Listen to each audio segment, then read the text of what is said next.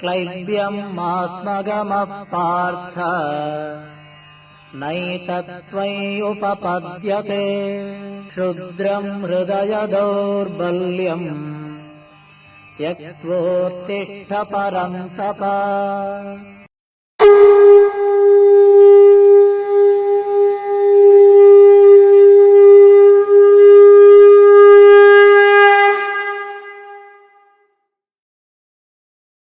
य एवं वेत्ति पुरुषम् य एवं वेत्ति पुरुषम् प्रकृतिं च गुणैः सह सर्वथा वर्तमानोऽपि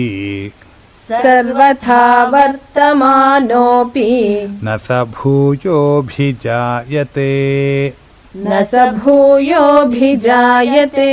य एवं वेत्ति पुरुषं प्रकृतिं च गुणैः सह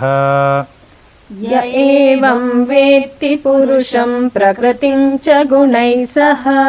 सर्वथा वर्तमानोऽपि न स भूयोऽभिजायते न स भूयोऽभिजायते य एवं वेत्ति पुरुषं प्रकृतिं च गुणैः सह सर्वथा वर्तमानोऽपि न स भूयोऽभिजायते य एवं वेत्ति पुरुषं प्रकृतिं च गुणैः सह सर्वथा वर्तमानोऽपि न स भूयोऽभिजायते ध्यानेनात्मनि पश्यन्ति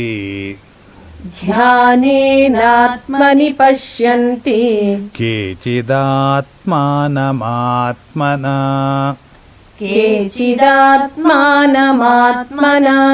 अन्ये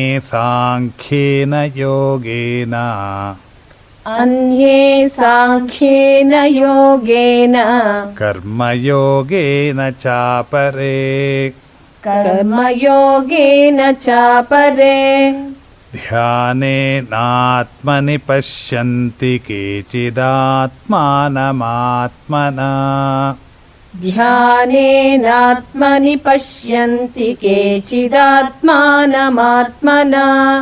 अन्ये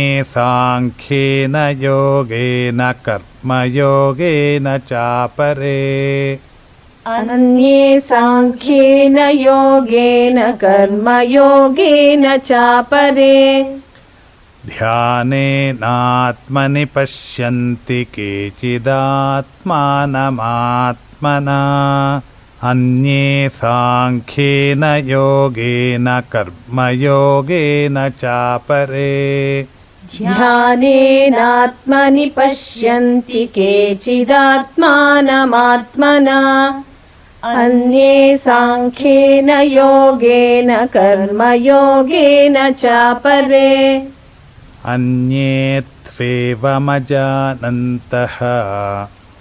अन्ये त्वेवमजायन्तः श्रुत्वान्येभ्यः उपासते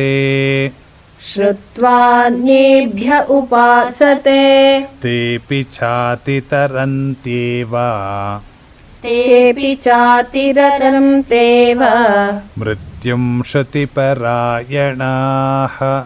मृत्युं श्रुतिपरायणाः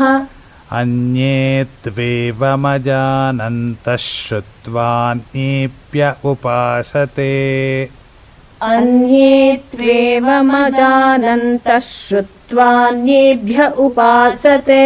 तेऽपि चातितरन्त्येव मृत्युं श्रुतिपरायणाः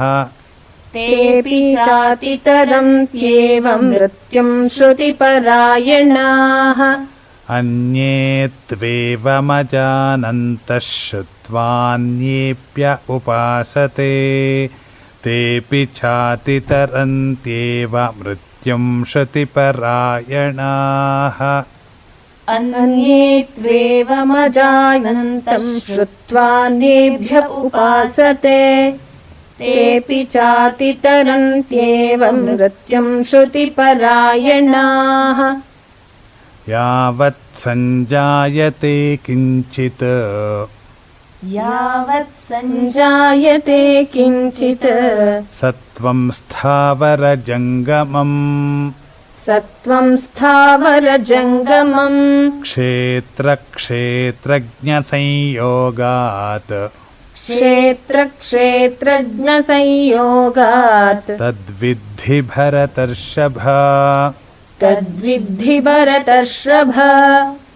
यावत् सञ्जायते किञ्चित् सत्त्वं स्थावरजङ्गमम् यावत् सञ्जायते किञ्चित् सत्त्वं स्थावरजङ्गमम् क्षेत्रक्षेत्रज्ञसंयोगात् तद्विद्धि भरतर्षभ क्षेत्रक्षेत्रज्ञसंयोगात् तद्विद्धि भरतर्षभ यावत् सञ्जायते किञ्चित् सत्त्वं स्थावरजङ्गमम् क्षेत्रक्षेत्रज्ञसंयोगात् तद्विद्धि भरतर्षभ यावत् सञ्जायते किञ्चित् सत्त्वं स्थावरजङ्गमम् क्षेत्रक्षेत्रज्ञसंयोगात् तद्विद्धि भरतर्षभ समं सर्वेषु भूतेषु समं सर्वेषु भूतेषु तिष्ठन्तं परमेश्वरम् तिष्ठन्तं परमेश्वरम् विनश्यत्स्व विनश्यन्तम् विनश्यत्स्व विनश्यन्तम् यः पश्यति स पश्यति यः पश्यति स पश्यति समं सर्वेषु भूतेषु तिष्ठन्तं परमेश्वरम् समं सर्वेषु भूतेषु तिष्ठन्तं परमेश्वरम् विनश्यत्स्व विनश्यन्तं यः पश्यति स पश्यति विनश्यत्स्व विनश्यन्तं यः पश्यन्ति स पश्यति समं सर्वेषु भूतेषु तिष्ठन्तं परमेश्वरम् विनश्यत्स्व विनश्यन्तं यः पश्यति स पश्यति समं सर्वेषु भूतेषु तिष्ठन्तं परमेश्वरम् विनश्यत्स्व विनश्यन्तं यः पश्यन्ति स पश्यति समं पश्यन् हि सर्वत्र समं पश्यन् हि सर्वत्र समवस्थितमीश्वरम् समवस्थितमीश्वरम् न हि नस्त्यात्मनात्मानम् न हि नस्त्यात्मनात्मानम् ततो याति परां गतिम्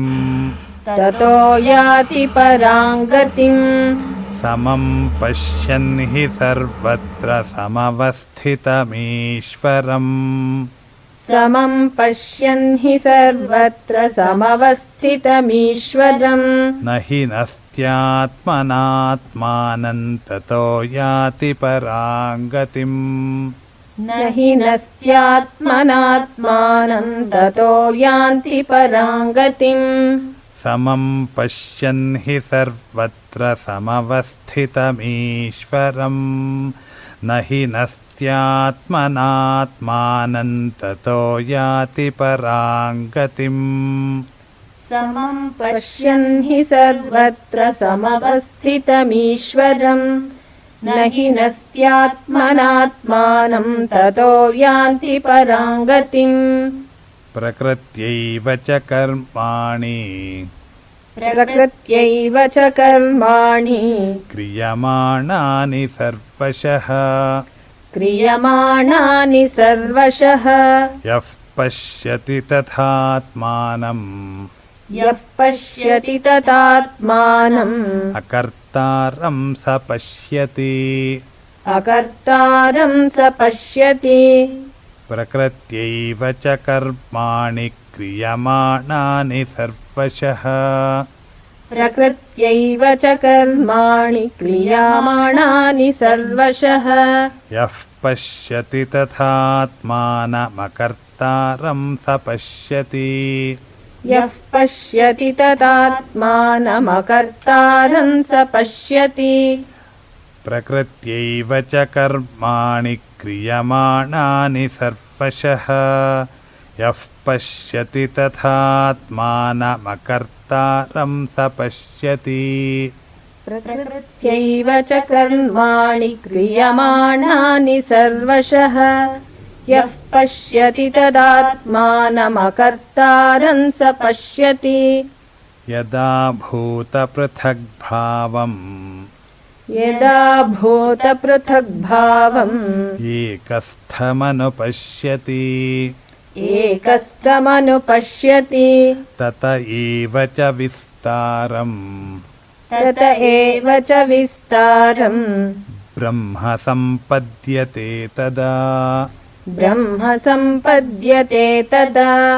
यदा भूतपृथग्भावमेकस्थमनुपश्यति यदा भूतपृथग्भावमेकस्थमनुपश्यति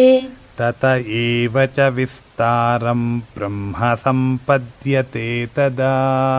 तत एव च विस्तारम् ब्रह्म सम्पद्यते तदा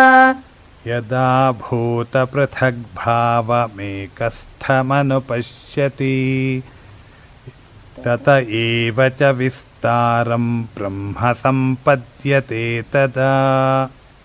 यदा भूतपृथग्भावमेकस्थमनुपश्यति तत एव च विस्तारम् ब्रह्म सम्पद्यते तदा अनादित्वात् निर्गुणत्वात् अनादित्वान् निर्गुणत्वात् परमात्मायमव्ययः परमात्मायमव्ययः शरीरस्थोऽपि कौन्तेय शरीरस्थोऽपि कौन्तेय न करोति न लिप्यते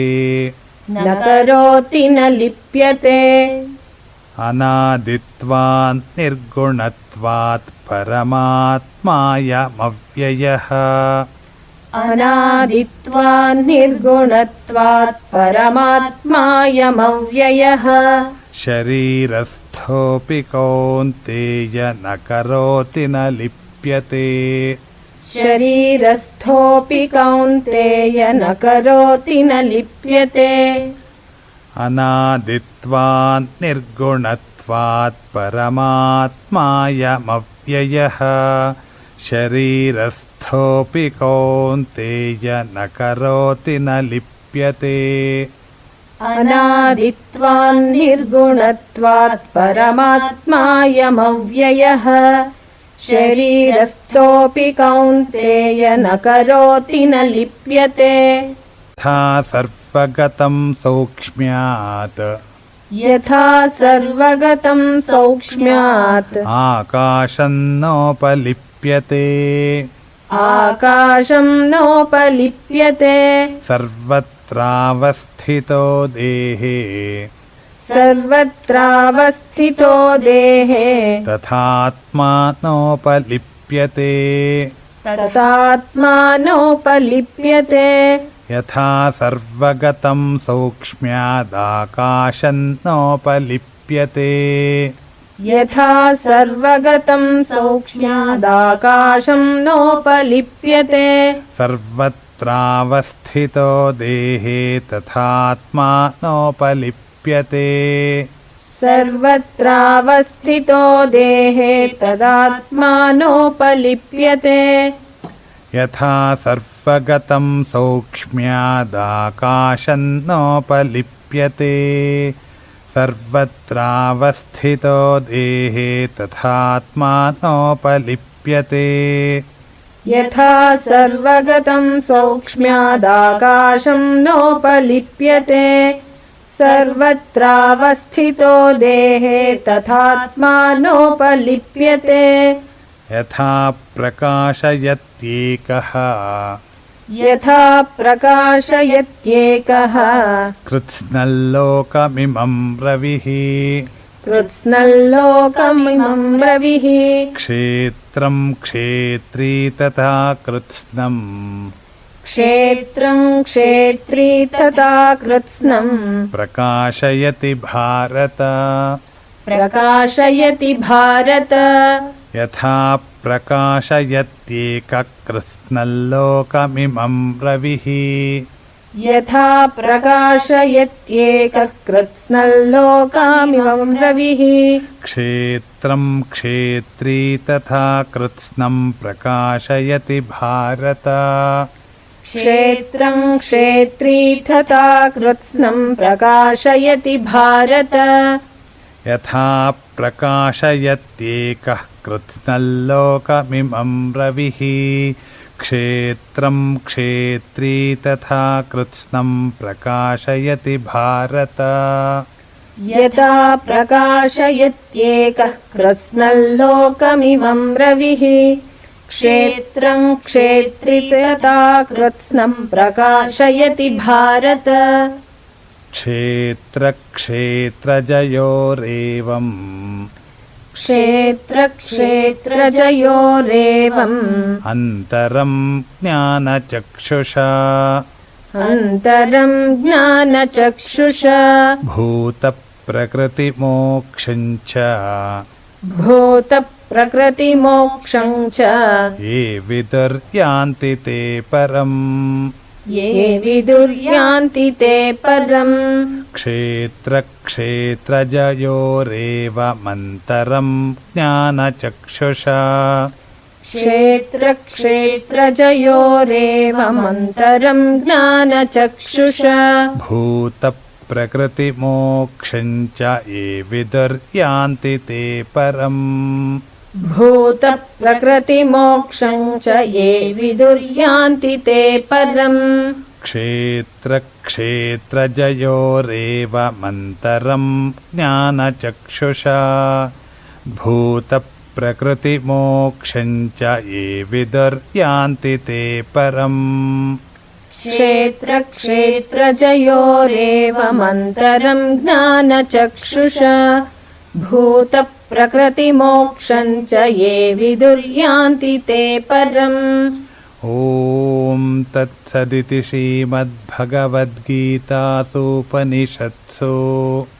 ॐ तत्सदिति श्रीमद्भगवद्गीतासूपनिषत्सु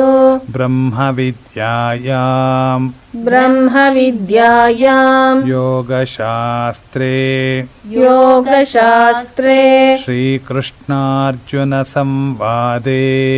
श्रीकृष्णार्जुनसंवादे क्षेत्रक्षेत्रज्ञयोगो नाम त्रयोदशोऽध्यायः क्षेत्रक्षेत्रज्ञयोगो नाम त्रयोदशोऽध्यायः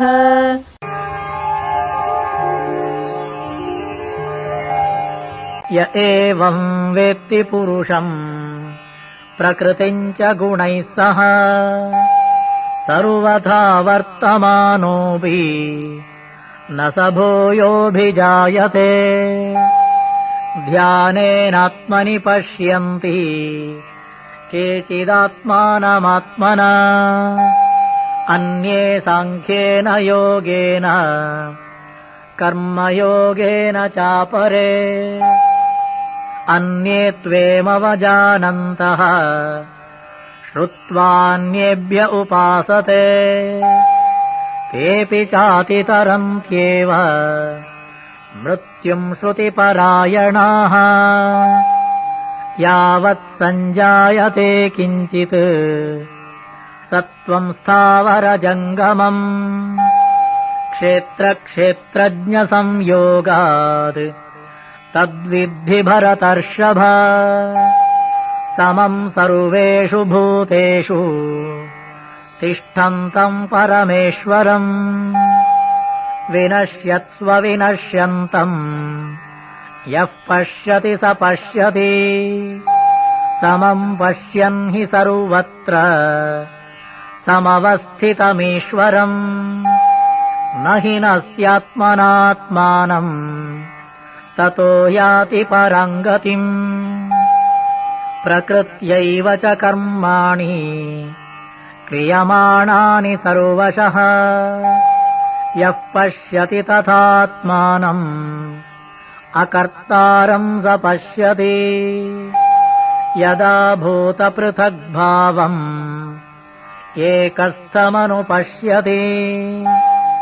तत एव च विस्तारम् ब्रह्म सम्पद्यते तदा अनादित्वान्निर्गुणत्वात् परमात्मायमव्ययः शरीरस्थोऽपि कौन्तेय न करोति न लिप्यते यथा सर्वगतम् सौक्ष्म्यात् आकाशम् नोपलिप्यते सर्वत्रावस्थितो देहे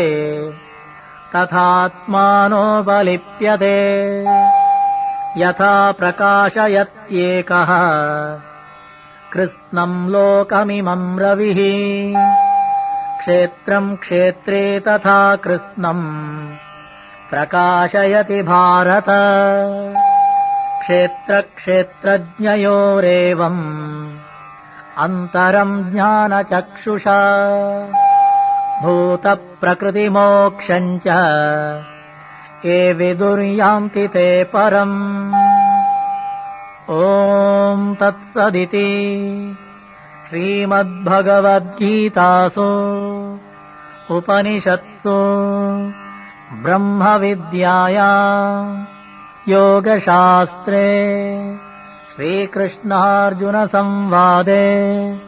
क्षेत्रक्षेत्रज्ञविभागयोगो नाम